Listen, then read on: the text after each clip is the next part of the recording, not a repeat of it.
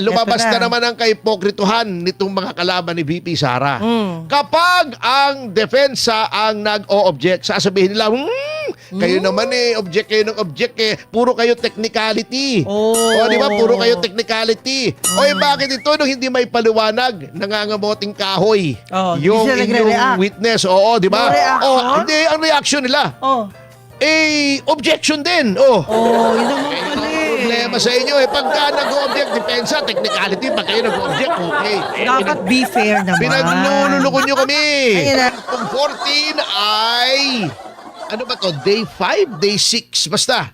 Day C. Oo. ng impeachment. Yan. At, ano ba to? Pangalawa pa lamang na testigo ng prosekusyon.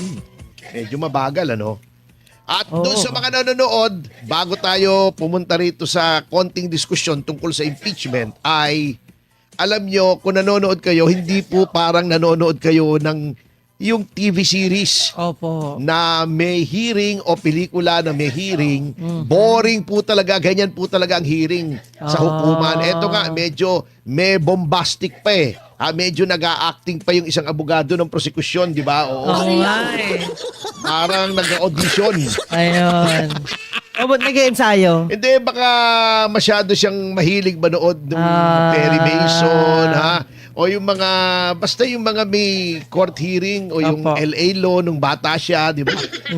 O kaya ganun siya umarte, para siyang laging nasa pelikula.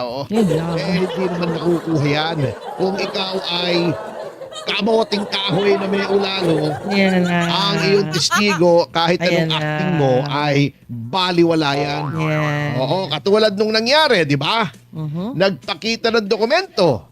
Mali-mali at nanood ka ba? Yes, of course. Di ba yung dokumento pina-flash doon sa screen? Opo. O kaya kung ikaw ay nandun sa Senate, yung live na pinapanood mo, yung mismong nandoon ka, nasa isang screen yon. Parang malaking TV. Kitang-kita Hindi lamang may problema yung pecha, pinalitan pa yung pecha. Na-obvious tuloy. Pinatungan Opo. Di ba? Ang pagbabanta daw ay ginawa noong November 23. Di ba? 2024. Yun. Pero ano daw pecha yung dinala? Nag-iba-iba na nga. Hindi nga, ano yun? Kita mo, kung ito daw ay seryoso at nakababahala ang banta, sabi, kuno-kuno ni Vice President Sara na ginawa noong 23 November 2024. Pero kailan lang inumpisahan ang investigasyon? Ito lang this week lang. Hindi. Yung alin po ba? Yung investigasyon itong yung death threats daw. 30 January 2025 lang inumpisahan. Oo, ang tagal. Kung yun ay seryoso na banta sa buhay ng Pangulo, hindi ba dapat the next day iniimbestigahan mo na? Opo.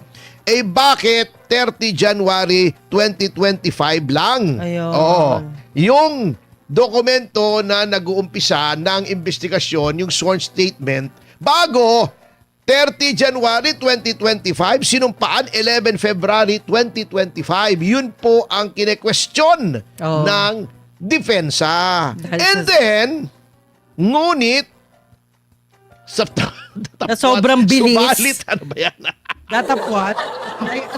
Noong February 5, 2025. Okay. Sabi ng Department of Justice, yan alter ego na ng presidente Tao na ng presidente. Siyempre, dahil lahat ng cabinet secretaries sabi nga doon sa constitutional law sa Amerika, they are of the president's bosom confidence. Extension sila ng presidente. Sabi sa isang certification na ang petsa ay February 5, 2025. Basahin mo, Juby, ang sinasabi. February 5, 2025. Eto na. Anong sabi? Yung kinwestiyon nila? Hindi, yung sa Ikaapat, DOJ. Pang ilang araw? Hindi. DOJ yung ba? February, yes. Sinabi na, sabihin mo kung ano sinabi nung DOJ.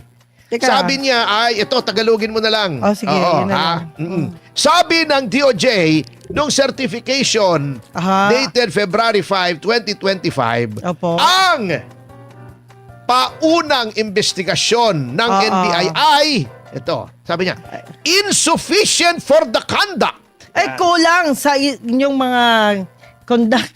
Ano ba yan, no? Kulang. Nakalimutan ko na English ko. Ayan na. Of a preliminary investigation. Sa unang investigasyon, Yan. Yan. And must be first referred ay dapat unang tinitingnan for case build-up. Sa pag- Ibig sabihin, ano ibig iimbestiga. sabihin? Sa Kamote ang Kamote. ang ebidensya at Ayun. hindi pa pwedeng filean ng kaso si VP Sara. Ibig sabihin, yung pagsasaliksik ng Hindi nila NBI. pinaghandaan. Hindi. Hindi nila yun pinaghandaan na at nga yun. Kulang. ang ebidensya. At itong bagay na ito ay hindi may paliwanag. Kulang sa ebidensya. Now, happy 1,000 live viewers at DCAR YouTube. Yes. At nung tinanong Ay, thank you, si guys. Jeremy Lotok Ayan. na mukhang tolok. Oy, bagong gising yun, tolok. Lotok. Mukhang tolok. Okay. Ay, sabi niya, paano mo may paliliwanag? Anong paliwanag mo rito? Sabi ni Loto. we sketch no sung. Hindi ko alam. Ano yun? Parang salita na hapon. Hindi, ano yun? Ano ba yun? Salitang Becky. Oo. Salitang Becky yun. Becky Sabi pala niya, yun. hindi, sabi niya, ganito, mukhang ganito nangyari, sabi Opo. niya. Di inimbestigahan nyo. Opo. Anong una nyo ginawa? Gumawa kami ng affidavit. Oh. Okay, very good. Pagkatapos, sinibiti po namin sa DOJ. Pagkatapos, anong sabi ng DOJ? Sabi po ng DOJ, hindi daw sapat. Pagkatapos, ano Kulang. ang ginawa nyo? Sabi niya, oo, DNA. DNA. DNA. Oh. Anong DNA? Bakit may DNA? Dinugo? Hindi naman patayan, hindi. Sabi niya, DNA. Di namin alam. Hindi namin alam. Ay, bago yun DNA pala. Kala ko, tinitingnan kung magkalahi kayo DNA. Di namin alam. Hindi, ano ba yan? Yun. Bago yun Sa madaling salita ay kamoteng may ulalo. Ayan. KMU yan. KMU. Anong KMU? Kamuting may ulalo. Kinusang Mayo Uno. Bago yan, Bago yan, KMU. Diba? Hindi pala kinusang Mayo Uno. Iba naman yun. KMU. Kapatid, di ba? Hindi ba yun yung mga kaliwa na bloke? Opo, di Na ba? Ngayon nauubos na sila, di ba? Yung Ubus bloke. na, oo. Yung makabayan. Makayang block. Bloke. Nauubos na, parang bloke ng yelo. Ayun na. Natutunaw na. Natutunaw. Oo. Yun ang mabigat. Hindi, yun ang problema. Kaya yung prosekusyon kahapon, object ng object. Oo nga. O di ba, ito na, lumabas Eto na. na naman ang kaipokrituhan nitong mga kalaban ni VP Sara. Kapag ang depensa ang nag-o-object, sasabihin nila, kayo naman object kayo ng object puro kayo technicality. O di ba, puro kayo technicality. O bakit ito nung hindi may paliwanag, nangangamoting kahoy? Yung hindi sila inyong nagre-react. witness, oo, di ba? No reaction? Hindi, ang reaction nila.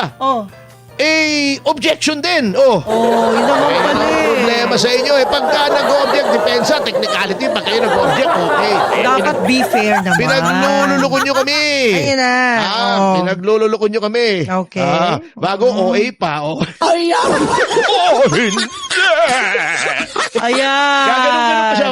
Ganon, may dala-dala siyang ballpen. Mr. Witness! Ganon. Parang tumatalino ka pag gumaganong-ganong ka na may hawak na ballpen.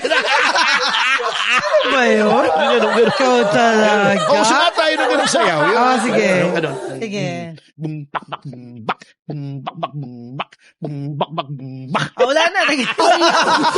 Hi, happy 1,500 live viewers at DZR YouTube. Yan. Di ba? Iyon ang mabigat dito. Pagkatapos, eto ng impeachment na to talagang ginagamit Madugo. Mabigat sige. ang laban kasi inamin na rin. Di ba? Opo. Ni Lotok, yung si Tolok, na wala naman palang hitman. Understandable yan dapat. Sinasabi Walang nila, hitman. disturbing daw, alarming, serious yung threat, pero Wala wala naman palang hitman. Sinong gagawa nung supposed assassination? Director Ano yun? yan. Pagtitirikan mo ng itim na kandila? Oo nga. Hindi. Di ba pag gano'n, gawa-gawa lang yun. Oo. Ipananalangin mo na napilap sana. Mabarog yung ulo, ganon. Walang ebidensya. Walang ebidensya. Oo, walang ebidensya. Ano ba naman yan? Pambihira kayo. Wala naman palang hitman. Oo. O, di ba ang sabi, pagka pinatay ako, Ayun. may kausap na ako, papatayin sila. Okay. Kaso walang pinatay. Wala namang ganung death threat tinitwist nila yung condition. Di ba, tinalakay na natin yan. Yes, opo. Na yung condition, yung ginagawa ng mga NPA, yan. Yan ang threat na may condition. Sasabihin to sa mga may-ari ng negosyo, oy, magbigay kayo revolutionary tax. Yon. Kung hindi, susunugin namin yung mga equipment nyo. Yon. Susunugin namin yung pabrika nyo. Yun! May kapalit. Yun ang threat, yung ginagawa ng mga komunista. Baka nakalimutan na nila. Na ayaw kondinahin nung tinatawag na makabayad black. Di ba? Pinapakondina sa kanya nila yung mga gawaing karahasan. Opo. Hindi nila makondina. Gina-justify pa nila. Sabi nila, hindi, kasi naghihirap yung mga tao. grabe Siyempre, kay ma'am, sir, desperado na. ha? Yan. Sinabi ni Teddy Casino, kami sa PDP, tahasa naming sinabi, ayaw namin ng karahasan. Official statement, ayaw namin ng extra-constitutional regime change. Kung magbabago ang gobyerno, ayaw namin dahil sa karahasan, sa kaguluhan. Gusto namin within the bounds of the Constitution. Sila hindi nila pwedeng gawin yan. Ayaw nila. Paano enabler sila ng karahasan, ng insurgency na pinakamatagal na insurgency sa buong mundo. Katawa-tawa tayo. Yung mga pinanggalingan ng komunismo, China, Russia, market economy na! Grabe. Kayo komunista pa rin? Wala pa tayong development. Pinagtatawanan kayo, kumbaga sa kwan, ikaw ay matalinong elementary school, pero hanggang elementary na lang yung utak mo. Hindi na, walang pinagtandaan. Yung tumanda na walang pinagtandaan, di ba yun ang sabi sa Batangas? Yung mga ganyan tao. Kita mo naman, bumalik tayo rito sa impeachment, Sinabi, si Bam Aquino pa nag-question, dilawan pa, siya pa mismo. Hindi nila malaman kung sino daw yung kinausap. Na papatay kay Pangulong Marcos. Sino? Pwede. Ano yun? Happy 2000! Live viewers sa DCR. Maraming salamat po. Thank you po. Hindi mo alam. Anong kwenta noong threat na yun kung walang gagawa? Hindi threat yun, di ba? Wala kang hitman Sabi na nga nila common sense na yun na wala talaga. Kaya nga baka naman below 12 ang kinuha o below 15 para pasok doon sa panghilinan law. So hindi hitman. Hindi na po. Hitboy. Grabe, nakakatakot na kayo, guys. Naku, ano ba naman yan? Pero iba naman yung lalayas daw siya. Ito ang pinakanakakatawa. Ito may linya sila na tawan-tawa ako na palagay ko naman mangmang lamang ang maniniwala. Di ba sinabi niya, yung mga sinabi daw ni Vice President Sara Duterte ay maaring magpatapang sa ibang mga tao na patayin ang Pangulo. Wow naman. Sino man tatabang-tabangan? Ilan ba? Isang batalyon, literally, isang batalyon ng gwardya ng Pangulo. Hindi nga malapitan Buti pa yung sa Caloocan, di ba? Pwedeng malapitan. Si Oscar Malapitan. Ayun, nalalapitan yun. Pero si Pangulo malabo. Pero yung si Oscar Malapitan talagang ang kanyang prinsipyo sa buhay ay ito. Malapitan. Kahit kailan, pwede niyong lapitan. Huwag lang uutangan. Ayun. Ay, Mayor! Grabe talaga. Along malapitan yan. Di ba? Pwedeng malapitan. Huwag lang uutangan. Ay, Veronica, lagot ka. Anyway, pabalik tayo. Di ba meron pang gusto mag-opening statement? Opo. Inuugnay pa yung death threats ng Vice President do sa school shooting. Ano ba naman yan? Tinubuan na ba ng barnacles yung utak ninyo? Kinapitan naman ng talaba yung utak nyo? Pwede ba naman yun? Kasama! Pambihira naman. Gusto magdrama. Kaya ang OA nga napaka-OA. Grabe, Napaka-drama. Drama. In the meantime na kayo ay nag-aaksaya ng panahon dyan sa impeachment na wala kakwenta-kwenta naman, wala naman kayong napapatunayan so far. Ay eto, yung mga mangingisda natin, 'di ba, sinelebrate natin kamakailan yung anibersaryo noong ruling nung arbitral tribunal na sinasabing yung bahagi noong West Philippine Sea na kasama yung Scarborough Shoal ay nasa ating exclusive economic zone at tayo may sovereign rights. Hindi sovereignty hindi soberanya. Sovereign Kasi rights. sovereignty within your territory lang yan. Di ba? Ano pang nangyayari? Wala namang nangyari. Ako, hindi ako natatawa rito naiinis ako kasi, alam nyo, wala tayong magawa laban sa China. Di ba? Kasi, di ba, pumunta tayo. Sabi ng China, hindi ko kinikilala yung jurisdiction ng arbitral tribunal na yan. O nanalo tayo. Kasi nga, wala naman tayong kalaban. Hindi naman lumaban ng China. Hindi, okay naman na nanalo tayo. Okay sa akin yan. Dahil walang kalaban. Happy 2,500 live viewers at DZR. Okay yung nanalo tayo para sa atin yan Opo. Ang problema, hindi naman doon nagtatapos yan. Actually, at hindi ko sinisisi ang Pilipinas. Ako, kampi sa Pilipinas. On record ako. Ilang beses ko sinulat yan sa aking column sa Daily Tribune. Kaya yung mga makapiling BS nyo Siyempre galit ako pag binubuli ang mga kababayan ko. Ilang beses ko sinulat yan sa Daily Tribune. Kinokondena ko ang China sa pambubuli nila. Kanya lang, tingnan nyo yung sitwasyon. Kasi hindi naman pwedeng punto de vista mo lang. Ano yan international law. Tignan mo yung point of view ng kabila. Dati yan, nag-uusap, di ba? Kung anong gagawin. Kinasuhan natin kasi sa pag-uudyok ng Amerika. Kasi ututo yan si Noynoy Aquino hindi naman kaya. Okay. Nagdemanda tayo sa arbitral tribunal. Hindi nakisali yung China, hindi niya kinilala. Di ba? Nanalo tayo kasi wala tayong kalaban. Bago si Hilbay, binibida niya, uy, panalo kami sa tribunal. Kasama ako dyan, Solicitor General ako. Wow. Yung pala, hindi naman siya yung nag-argue.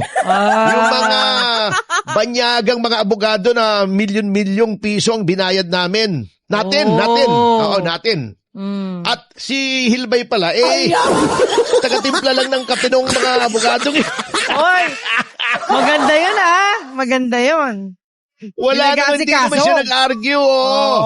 Di ba? Okay naman yun. Ano nangyari? Hindi naman pala natin kayang ipatupad.